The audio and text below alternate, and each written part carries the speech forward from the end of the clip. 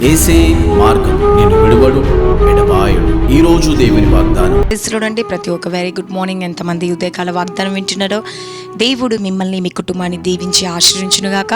మరి మీ కుటుంబాలు, మీ బంధువులు, మీ స్నేహితులు దీవెనకరంగా, ఆశీర్వాదకరంగా ఈ రోజంతా మీరంతా హ్యాపీగా ఉండాలని మనసారా కోరుకుంటూ ప్రార్థించుకుందాం. నాతో కలిసి ఏకీభవించండి. స్తోత్రం పరిశుద్ధాత్ముడా యేసయ్యా, ఈరోజు వాగ్దానం వింటున్న ప్రతి కుటుంబంలో, ప్రతి జీవితంలో అనేక మేలులు, అనేక ఆశీర్వాదాలతో నింపండి. వారు అనుకున్న గోల్కి రీచ్ అవుట్కి సహాయం చేయండి. ఎవరు ఏ పని నిమిత్తం అయితే బయలుదేరుతున్నారో, ఏ పని నిమిత్తం అయితే ప్రార్థించుకుంటున్నారో, దేని విషయంలో అయితే నిన్ను అడుగుతున్నారో దాన్ని ప్రతి ఒక్క దానిలో మీరు విజయాన్ని కలుగచేయమని నాయన వాగ్దానం ద్వారా కూడా మీరు మాట్లాడమని యేసునామంలో అడుగుచున్నాను తండ్రి. ఆమేన్. హల్లెలూయా.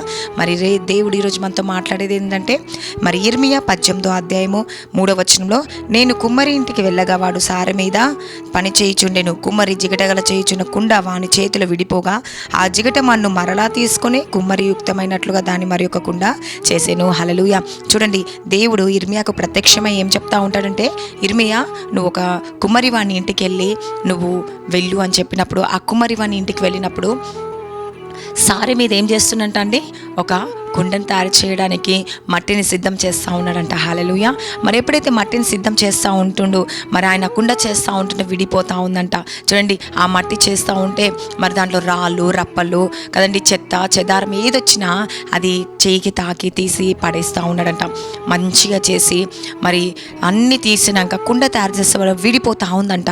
మళ్ళీ తీసుకొని మళ్ళీ తయారు చేస్తూ ఉన్నాడంట.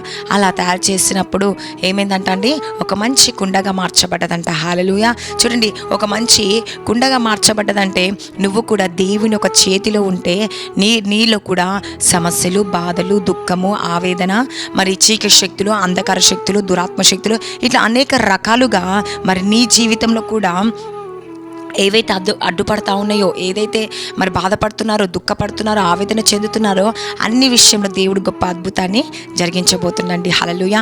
అవన్నీ తీసి పడేయడమే కాకుండా నువ్వు పడిపోతే తిరిగి నేను కట్టే దేవుడు అండి. నీ సమస్యల నుంచి విడిపించే దేవుడు, నీ కుటుంబాన్ని కట్టే దేవుడు, నీ బంధువులు, నీ స్నేహితులకు మరి నువ్వు ఇచ్చే వారిగా ఆశీర్వాదకరంగా మార్చబడతావంట. హల్లెలూయా. కాబట్టి ఈ ఉదయకాల సమయంలో ఎంతమంది ఈ వాగ్దానం వింటా ఉన్నారో సిస్టర్స్ అండ్ బ్రదర్స్, దేవుడు ప్రత్యేకముగా ఈరోజు మీతోనే మాట్లాడుతూ ఉన్నాడండి.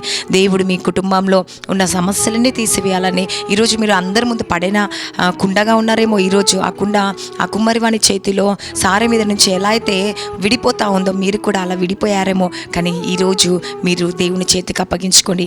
దేవా, నా లైఫ్ని, నా కుటుంబాన్ని, నా పిల్లల్ని, నా భార్యని, నా భర్తని అందరినీ నీ చేతికి అప్పగిస్తున్నాను.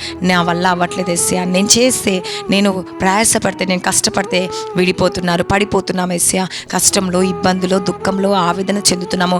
ఈ అప్పుల సమస్యలతోని, పిల్లలు ఫీజులు కట్టలేక, లేకపోతే రెంట్స్ కట్టలేక, ఇలా అనేక రకాల బాధలతో ఉన్నాము యేసు ప్రభా.